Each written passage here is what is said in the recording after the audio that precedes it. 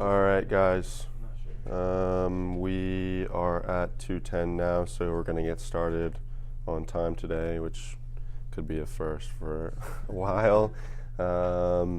So just as a quick announcement, there will be no class tomorrow for spring break, so enjoy your spring break. Today we're going to be talking, we've got a lab today. It's a two-part lab. The first part is going to have you guys implementing certain functionality related to Merkle trees, specifically Merkle proofs, constructing and verifying Merkle proofs. And then the second piece of the assignment, Gary is going to talk about in a few minutes regarding Patricia Merkle Tries. So getting started, we're just going to do a little bit of review today. It shouldn't take too long, and then we'll get into talking about the assignment. So first, these slides are just taken from last Friday's lecture. So remember, on a blockchain we have this notion of global truth. The truth is essentially represented as the history of all the records on the chain. So for example, in the Bitcoin network, truth is, or the sort of truth that we're interested in is who owns how many Bitcoins. And so we work within this system using these not technique necessarily, but processes of mining and transaction validation. So miners will pool together transactions, and they, as this suggests, they're hashing transactions in addition to a random nonce, and they're aiming to have that hash land below some target difficulty value. And if they do this, then they broadcast those transactions in what's called a block. So the block includes your list of transactions as well as a block header. And so the block header includes, among other things, a timestamp, a reference to the previous block, as well as the Merkle root of all of the transactions. So this should all be review, obviously. But what exactly is the Merkle root of transactions? This has been touched upon previously, so we're just going to review that quickly. So first we need to understand what exactly a Merkle tree is. Oh, this is cut off, I'm sorry. But a Merkle tree is just a data structure, fundamentally. It's a hash tree, and so what this means is at the bottom, all of our leaves represent basically all of the data items that we're hoping to keep track of. And then as we move up a layer, or I suppose move down a level of depth in the tree, closer to the root, then what we're doing is just hashing items pairwise. So 5 and 27 get hashed together to produce EC20, etc., all the way up until we get to a single sort of summary value of the entire data structure. So the properties of this are, one, that it's very easy to verify data integrity. So if any of the data that we're representing, particularly transactions, change, then the root hash of all the transactions is also going to change. A question that you might have, though, is why don't we just concatenate all of the data items and then hash them? I mean, we would still maintain this first property that it's easy to verify data integrity. So why don't we just take all 5, 27, 18, 64, 30, concatenate them and hash them? Does anybody have any idea why that might be true? It's sort of given away in the second property, but it's much harder to verify a transaction. Yeah, so it's difficult to, it can be time intensive or computationally intensive to verify whether a particular transaction is included in that data structure. So, I mean, if we want to verify whether, let's say we, concatenated this whole list of data items and then we hashed it. If we wanted to verify whether 5 was in the original list, we would need all 27, 18, 64, all of the other data items. And so, this is a small example with just 8 leaves, but you can imagine that this would become kind of unwieldy if you had a much larger data structure or a much larger data set that you were trying to represent. So yeah, precisely, this enables the easy verification of the inclusion of a transaction. And this is sort of precisely what a Merkle proof is, which is what you guys are going to be implementing for the first part of today's lab.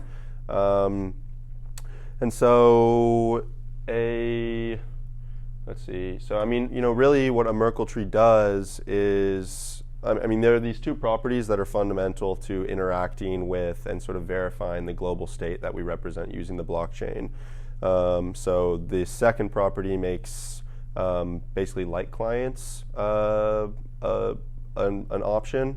So you no longer need to hold a record of all transactions on the chain in order to ask for information or verify whether information exists on the blockchain. You can instead just hold block headers. So rather than in this diagram, full nodes are receiving all the lists of transactions and headers, and then full nodes are updating their local state according to all of those transactions. A light client can just receive the header information, which includes the Merkle root, and then they can query other full nodes to find out whether some transaction that they submitted is included in this particular block. So getting into the specifics of a Merkle proof, the idea is rather than requiring all of these data items, the leaves, in order to verify whether HL, outlined in red, exists in this particular block. Really, all we need are HK, HIJ, etc., the elements outlined in yellow. Does that make sense to everybody? Does that not make sense to anybody? Okay, cool. Sorry, what's that? The top of the left. So, we're going to be working our way up, and ultimately we need to arrive at the root value in order to reference the root value we compute with the root value that was broadcast to us when the original block was created. So these 2 items are going to be hashed to produce this, these 2 this, these 2 this, and then these 2 to get the root. Yeah.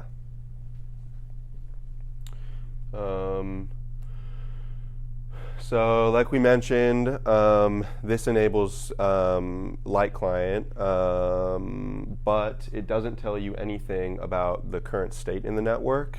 So I can't ask, or I can't verify, how many Bitcoin I hold using a tree, using a Merkle tree just that simply represents transactions. Ethereum blocks, on the other hand, include actually 3 different what are called Merkle tries. So a slight adaptation of this data structure, well, I guess not so slight adaptation of this data structure. And so that's what Gary is going to come and talk about right now, and then I'll come back up in a little while once he finishes, and we'll actually introduce the assignments.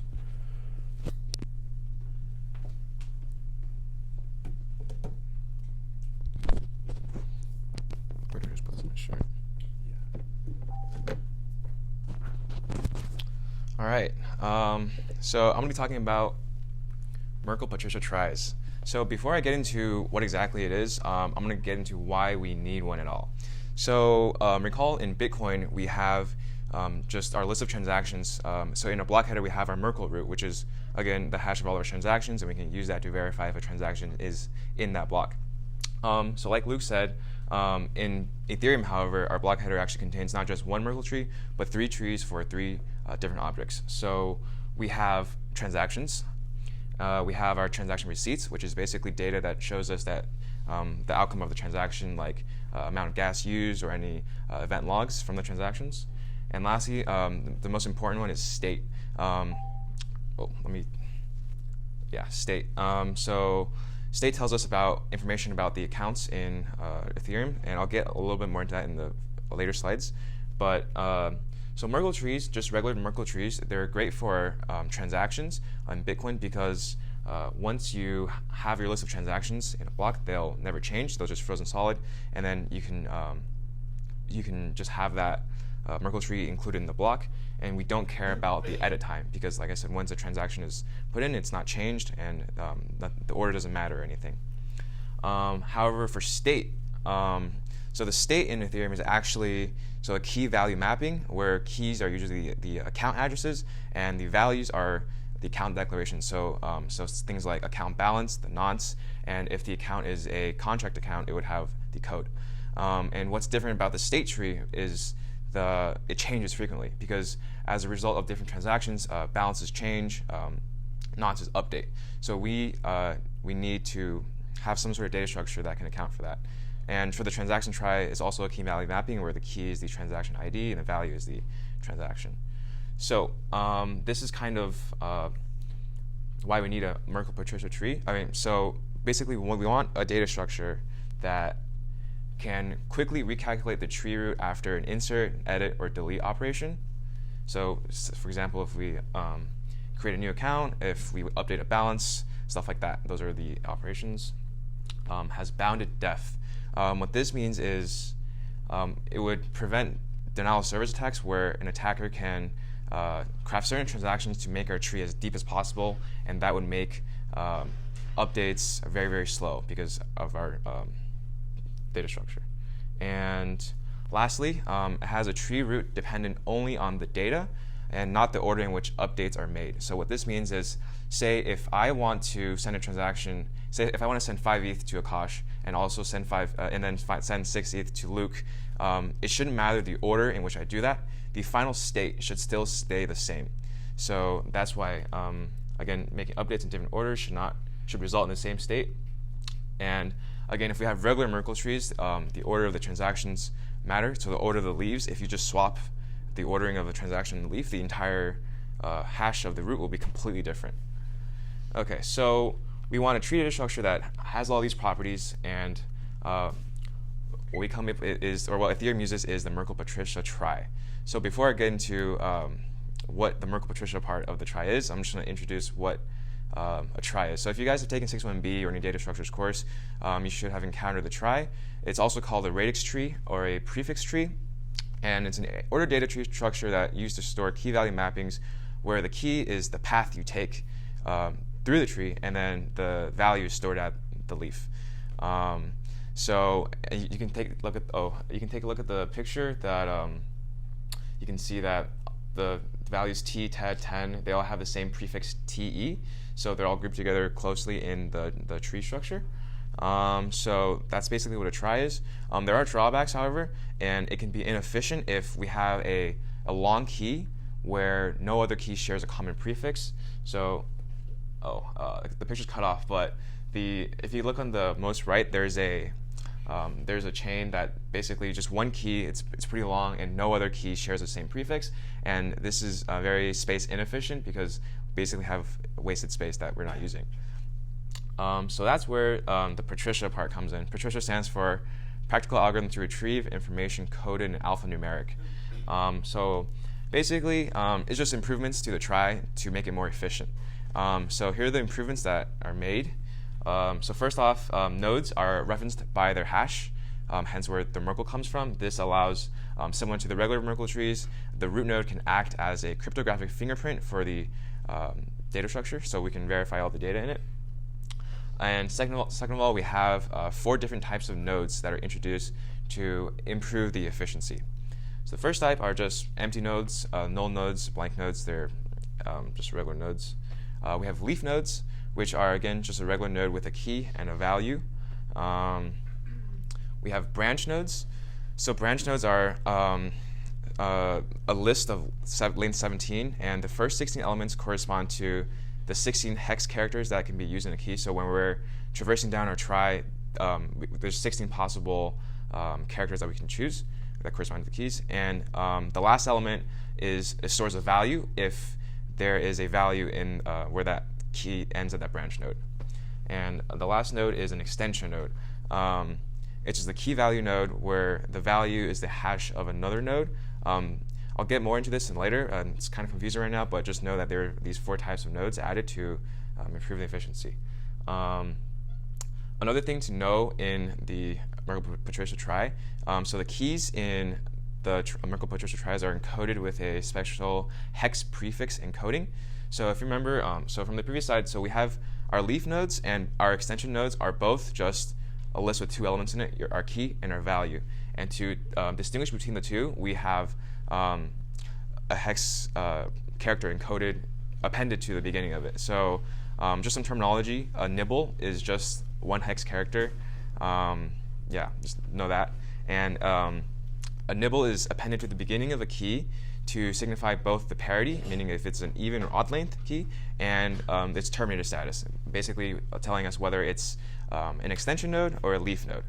And so in the nibble, the lowest significant bit encodes the parity, while the next lowest encodes the terminator status. And we have the parity is because if our original key was of odd length, then the parity bit added on would make the entire key even, and it's fine.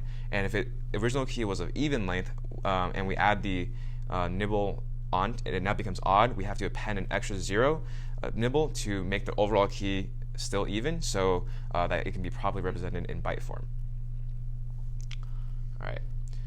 So here's a diagram of what exactly the Merkle-Patricia trie looks like, and I'm going to walk you through it. So if you look on the top right, that's basically a simplified world state that we have. So the keys are, you can just assume that they're addresses, and the values is just the balance that they have.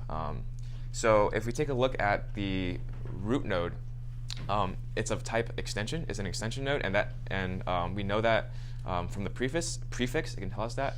And as you can see, all these keys share the first 2 characters, A7.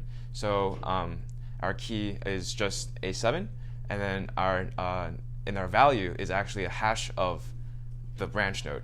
So it references the branch node, and if you can see, so our first key has a value A711, so then it would go to the first index of the branch node, and then create a leaf node with the rest of the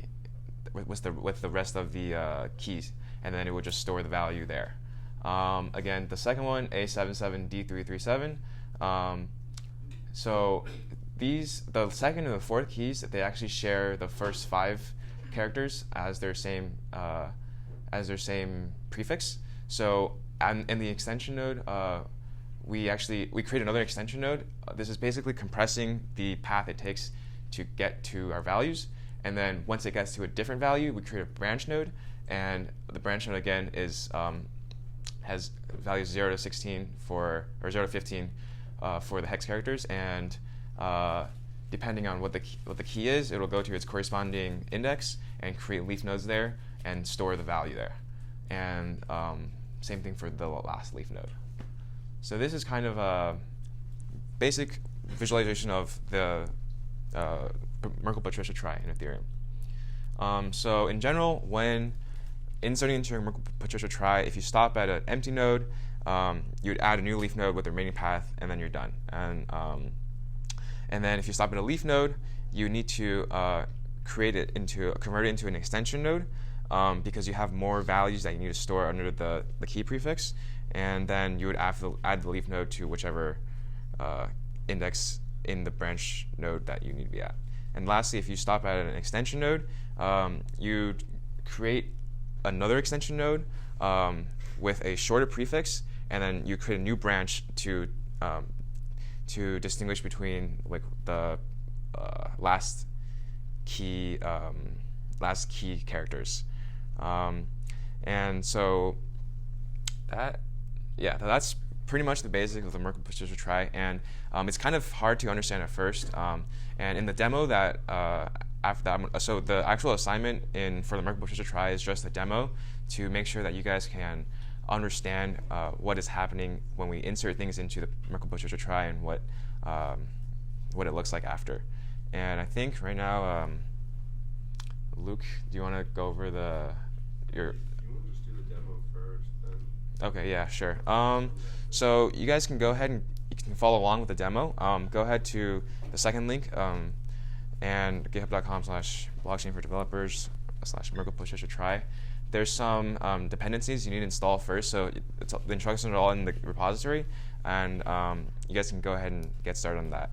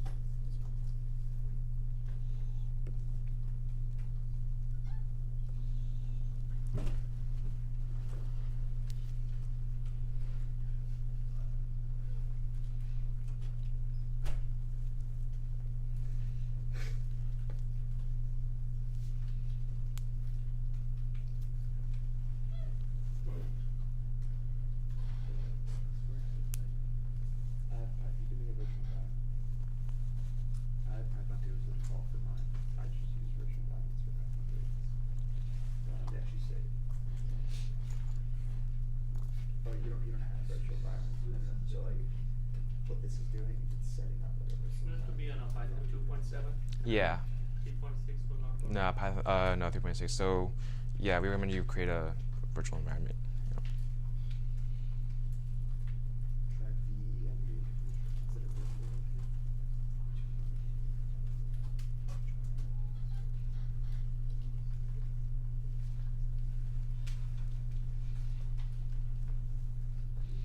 Okay, actually, no.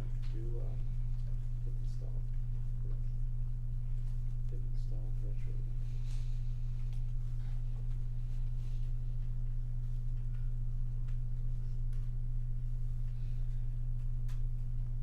Okay, now do that first one again.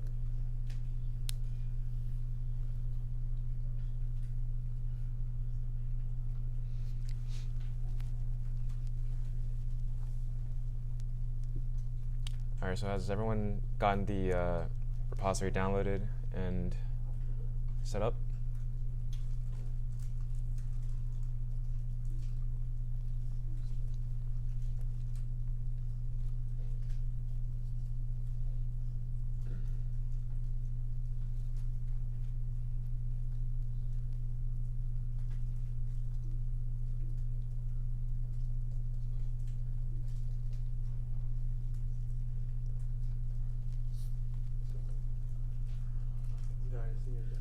All right, I'm gonna get started with the demo. If you guys don't have it downloaded, you can just either look on the screen or look on someone else's computer. So once you downloaded the repository, go into the source folder, and we're gonna just start a Python interactive shell and to create our own try and then add things to it. So once you're in the source folder, open up a Python shell. You're gonna have to import the try Python file, import some utility functions that are also provided, and import. Oh, is it? Shoot. Is that better? Can you guys see that, by the way? I can make it bigger if it's too small. Yeah. Is that good? Yeah. All right. And import RLP. So RLP is recursive length prefix, and it's basically Ethereum's encoding of their data in the try. So all the entries are going to be encoded with RLP. Okay, so once we've imported everything we need, we can go ahead and create our try. So I'm just going to create an empty state. I'll call it state equals try db.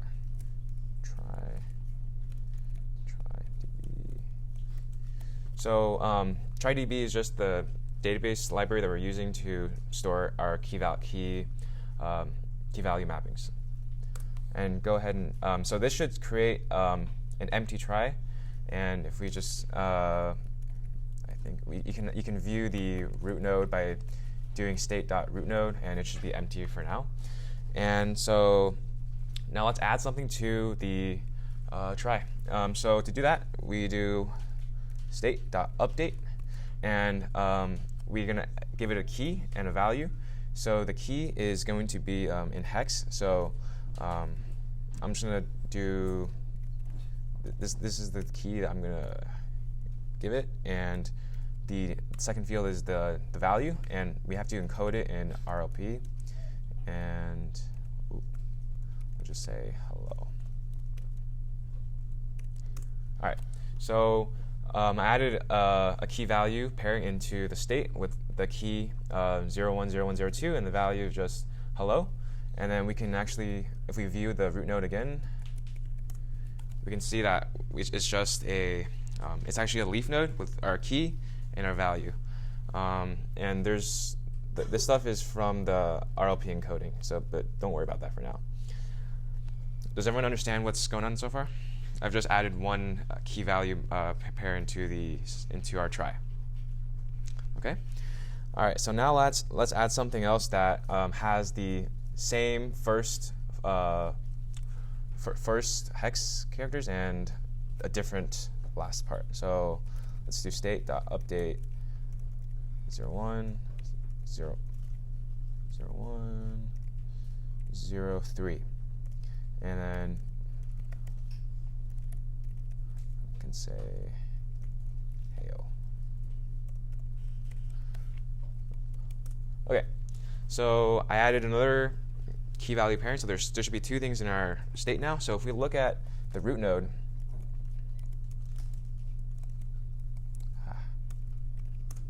okay, root node, we see our key, which is 101010, and our value, which is a bunch of gibberish right now. And does anyone might have an idea why it's gibberish? Why it's just a bunch of nonsense characters? That's okay. So this is actually a hash to another node, because since we added another key value pairing, the root node before it was a leaf node with just our key and our value. Now it's become an extension node, which again is also key value, but the value is a reference to another node by its hash. And if we take a look at the key, which is 101010, the actual prefix of the two keys that are the same are 01010. So 01010, and that 1 here is actually our hex prefix.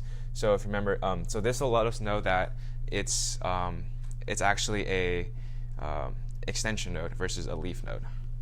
And we can actually, I think, what's the function? There's a function. So if we decode, so if we take our key, we can just get the key and the value of our root node. So again, our key is just our key, and our value is the hash of the another node.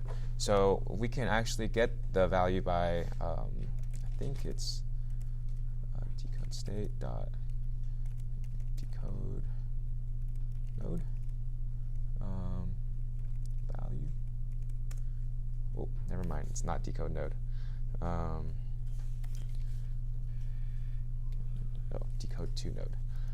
Decode to node. All right. So if we put the hash in our in the function's decode to node, it'll basically get the node associated with that hash, and we can take a look at this is a list of length 17. So this is actually a branch node, and on the 012, the second index, we have our hello, which is the original value that we added, and 0123. So Heyo is the value corresponding to the key 010103. So this is in the third index of our branch node. And we don't have any values stored in the last index. So if we were to, let's do another add update. So this time, let's do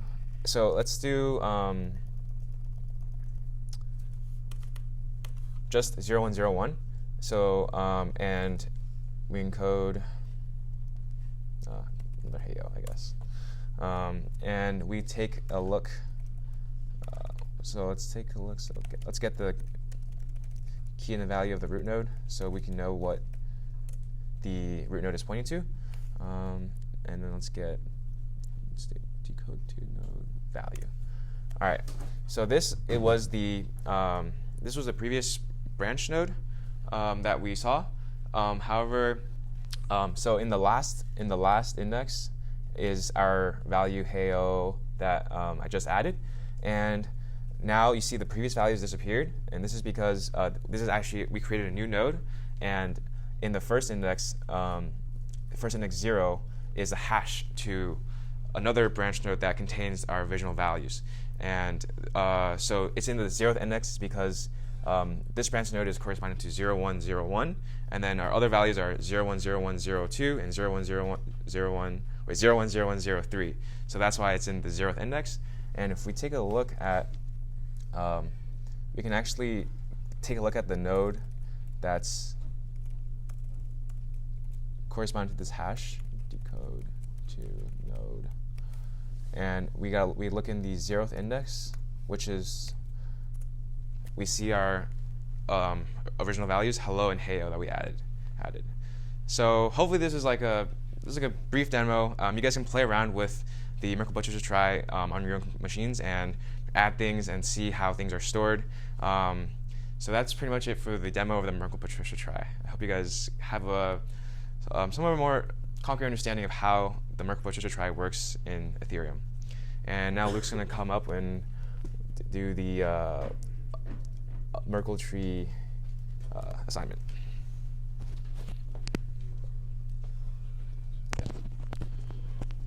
Cool. Okay, so this will be quick.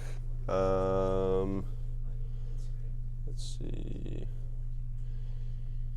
Gary, I don't know how to use your computer. Oh, actually, here we go.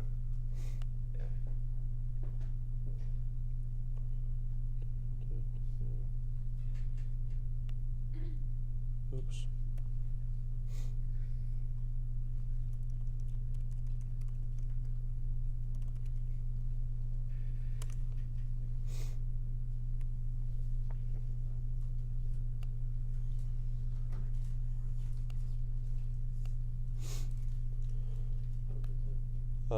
Okay, cool. So basically the idea here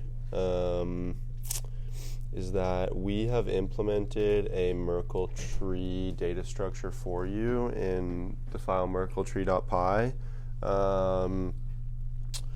And your assignment is to implement these functions in the file Merkle proof. So the first part of this, Merkle proof, and then the second part, verified proof. What you're going to do in Merkle proof is take a transaction and a representation of a Merkle tree, and return the list of data items that you would need to execute the Merkle proof. So we remember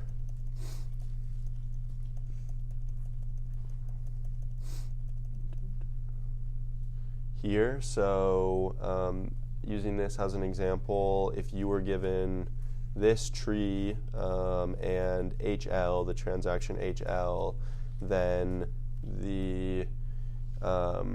what you should be returning is a list of H, A, B, C, D, etc., HIJ, HK, and H, M, N, O, P. And so let's see, how do I go back here? So using the Merkle tree data structure, you can get a list of all of the transactions, all of the leaf nodes.